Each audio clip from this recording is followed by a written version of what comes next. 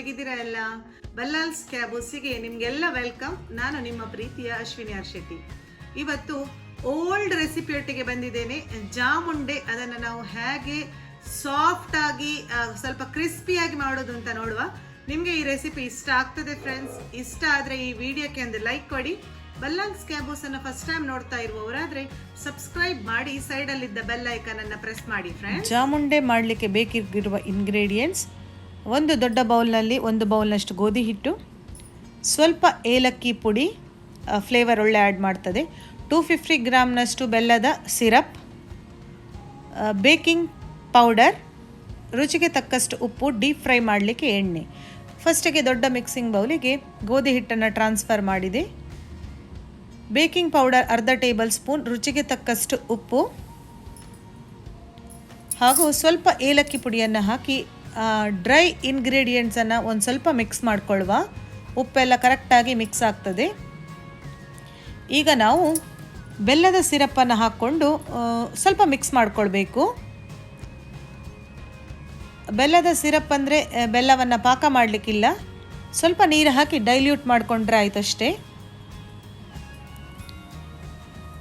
ಈಗ 3/4 ಬೌಲ್ನಷ್ಟು ನೀರನ್ನು ಹಾಕಿಕೊಂಡು ಕರೆಕ್ಟಾಗಿ ಇದನ್ನು ಮಿಕ್ಸ್ ಮಾಡುವ. ನೀರು ಕಡಿಮೆ ಇದೆ ಅಂತ ಅನಿಸಿದರೆ ಸ್ವಲ್ಪ ನೀರನ್ನು ಹಾಕ್ಕೊಳ್ಳಿ. 3/4 ಬೌಲ್ನಷ್ಟು ನೀರು ಬೇಕು. ಕನ್ಸಿಸ್ಟೆನ್ಸಿಯನ್ನು ಒಮ್ಮೆ ಚೆಕ್ ಮಾಡಿ ಫ್ರೆಂಡ್ಸ್. ಇದೇ ಜಾಮುಂಡೆಯ ಪರ್ಫೆಕ್ಟಾದ ಕನ್ಸಿಸ್ಟೆನ್ಸಿ. ಕರೆಕ್ಟಾಗಿ ಒಂದು 3ರಿಂದ 4 ಮಿನಿಟ್ ಸರ್ಕ್ಯುಲರ್ ಮೋಷನ್ನಲ್ಲಿ ಇದನ್ನು ಕರೆಕ್ಟಾಗಿ ಮಿಕ್ಸ್ ಮಾಡಿಕೊಳ್ಬೇಕು. ಬ್ಯಾಟರ್ ತುಂಬ ಫ್ಲಫಿಯಾಗಿ ಬರ್ತದೆ. ಎಸ್, ನೋಡಿ ಕನ್ಸಿಸ್ಟೆನ್ಸಿ ಕೈಯಿಂದ ಜಾರುವ ಥರ ಇರಬೇಕದು. ಸರ್ಕ್ಯುಲರ್ ಮೋಷನಲ್ಲಿ ಮಿಕ್ಸ್ ಮಾಡಿಕೊಂಡೆ. ಈಗ ನೀಟಾಗಿ ಅದನ್ನೆಲ್ಲ ಒಟ್ಟು ಮಾಡಿ ಮುಚ್ಚಳವನ್ನು ಮುಚ್ಚಿ ಅಟ್ಲೀಸ್ಟ್ 1 ಗಂಟೆ ಇದನ್ನು ರೆಸ್ಟ್ ಮಾಡಲಿಕ್ಕೆ ಬಿಡಬೇಕು. ಆಗಲೇ ಜಾಮುಂಡೆ ತುಂಬ ಸಾಫ್ಟಾಗಿ ಬರ್ತದೆ. ನೋಡಿ, 1 ಗಂಟೆಯ ನಂತರ ಕೈಗೆ ಸ್ವಲ್ಪ ಎಣ್ಣೆಯನ್ನು ಸವರ್ಕೊಂಡು ಬಿಸಿಯಾದ ಎಣ್ಣೆಯಲ್ಲಿ ಮೀಡಿಯಮ್ ಫ್ಲೇಮಲ್ಲಿ ಇದನ್ನು ಡೀಪ್ ಫ್ರೈ ಮಾಡ್ಕೊಳ್ಬೇಕು.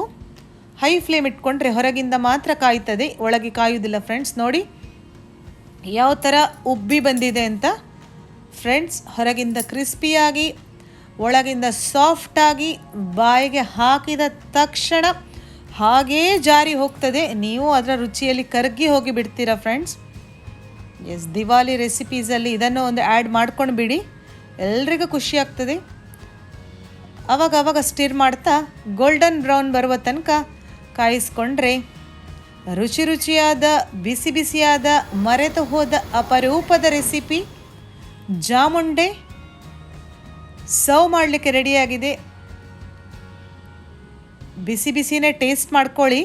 ಹೇಗಾಗಿದೆ ಅಂತ ಮಾತ್ರ ಕಮೆಂಟ್ ಸೆಕ್ಷನ್ನಲ್ಲಿ ತಿಳಿಸ್ಲಿಕ್ಕೆ ಮರಿಬೇಡಿ ಫ್ರೆಂಡ್ಸ್. ವಿಡಿಯೋಕ್ಕೆ ಒಂದು ಲೈಕ್ ಕೊಡಿ. Thanks for watching.